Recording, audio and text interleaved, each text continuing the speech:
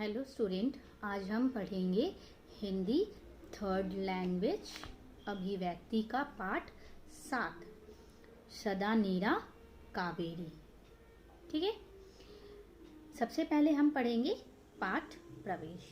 कल कल करती बहती जाती कभी कहीं न रुकती हूँ।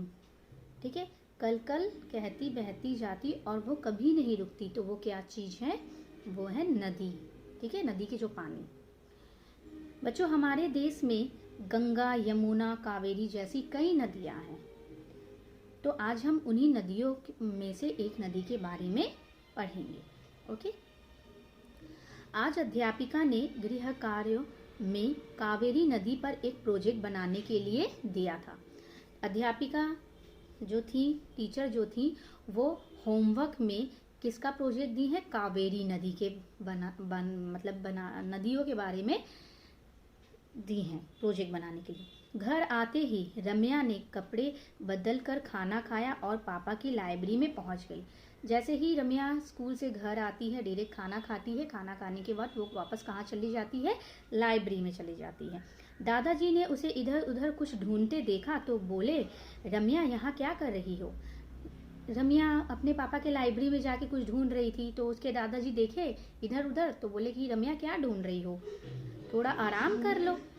रम्या के दादाजी ने रम्या से कहा। तब रम्या क्या कहती है? दादाजी, नदियों के बारे में कुछ जानकारी चाहिए, इसलिए कुछ पुस्तकें ढूंढ रही हूँ। रम्या क्या कह रही है? वो कुछ पुस्तकें ढूंढ रही है। क्यों? क्योंकि उसको नदियों के बारे में जानकारी है। तब दादाजी क्या कहते हैं? कैसी जानकारी? तब रम्या क्या कहती है अपने दादाजी से? आज हमें कावेरी नदी पर एक प्रोजेक्ट बनाने के लिए दिया गया है। क्या आप प्रोजेक्ट बनाने में मेरी मदद कर सकते हैं? रम्या ने अपने दादाजी से कहा कि क्या आप मेरे को प्रोजेक्ट बनाने में मेरी मदद कर सकते हैं?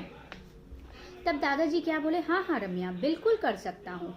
कावेरी हमारे देश की पवित्र नदियाँ में से एक है। उनके दादाजी ने रम्या से क्या कहा कि कावेरी नदी जो है वो हमारे देश की एक पवित्र नदी है। ठीक है, में से एक है। इसका उल्लेख हमारे पुराणों में भी मिलता है। ठीक है, यह सदा नीरा नदी अपने उद्गम स्थल से निकलकर कहाँ से निकलती है? दक्षिण भारत में प्रभावित होती है। ठीक है, उद्गम स्थल से निकलकर दक्षिण भारत पे जाके प्रभावित होती है। कर्नाटक की धरती को सींचते हुए तमिलनाडु की भूमि पर चल जाती है। सींचती है ये पानी, फिर कहाँ चली जाती है? कर्नाटक के नदी से सींचते हुए पानी कहाँ चली जाती है? तमिलनाडु के भूमि पर। ओके, और फिर बंगाल की खाड़ी में मिल जाती है। बंगाल में आकर ये पानी मिल जाता है। ऐसे दादाजी ने रम्या को समझाया। तब रम्या क्या कहती है कि सदा नीरा मतलब, उनके दादाजी कहते हैं जो नदी सदा जल से भरी होकर प्रभावित होती है, ठीक है, उसे सदा नदी कहते हैं। सदा नदी किसे कहते हैं?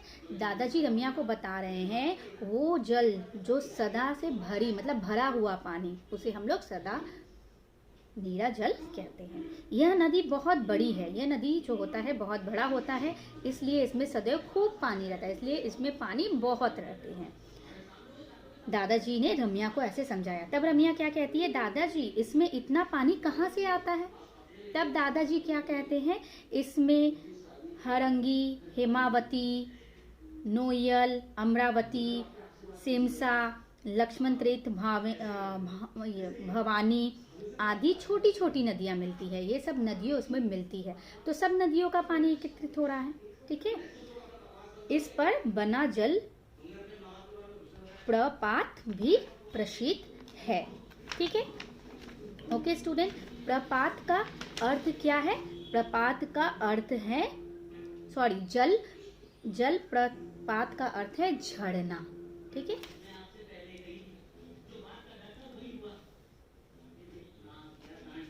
ठीक है, फेमस है, प्रसिद्ध है, यानी प्रसिद्ध का अर्थ है फेमस। रम्या, क्यों, उनमें क्या खास है? रम्या फिर दादाजी से पूछती है कि आखिर उसमें क्या खास है। दादाजी कहते हैं जब कावेरी नदी पहाड़ियों से लगभग 110 मीटर की ऊंचाई से गिरती है। कितनी ऊंचाई से? 110 मीटर की ऊंचाई से यह पानी गिरती है, तब यह जल प्रपात बनता है, तब ये झरना बनता है। इसकी रेशम सी फुहारें वातावरण को शीतल कर देती हैं। उसकी जो फुहारें होती है पानी की, उसके कारण वातावरण को क्या कर देती है, शीतल, एकदम ठंडी कर देती है। ठीक है। दादाजी फिर क्या कहते हैं, एक महत्वपूर्ण बात और रम्या जो तुम अपने प्रोजेक्ट में अवश्य बताना कि नदियाँ हमारे लिए बहुत उपयोगी है। उनके दादाजी कहते हैं कि एक और बात है रम्या, अपने प्रोजेक्ट में अवश्य बताना कि नदियाँ हमारे लिए बहुत उपयोगी है और जीवन के लिए भी बहुत ज़रूरी है। परंतु आज स्थिति यह है कि देश की 70% नदियाँ प्रदूषित है। मतलब प्रदूषित मतलब गंदगी है। गंदगी क्यों है?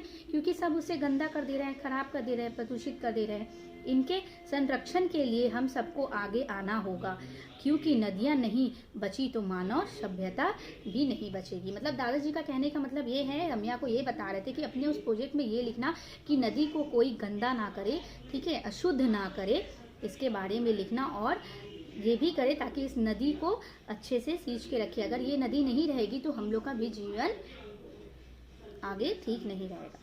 तब रम्या क्या कहती है, जी दादाजी, मैं अपने प्रोजेक्ट में केवल नदियों के बारे में ही नहीं बताऊंगी, अपूर्ति इनके संरक्षण के लिए भी बताऊंगी। ताकि मैं प्रोजेक्ट में हिंदी के नदियों के बारे में तो लिखूंगी, उसके साथ साथ मैं ये भी लिखूंगी कि नदी को कैसे शुद्ध करके रखा जाए, साफ करके रखा जाए, क्योंकि नदियों की कलकल में ही जीवन है। नदी के हर एक कलकल में हम सबका जीवन है। तब दादाजी क्या कहते हैं, शाबाश Ramya. Okay student, thank you. इस चैप्टर का क्वेश्चन आंसर्स मैं अगले वीडियो में अपलोड कर दूंगी।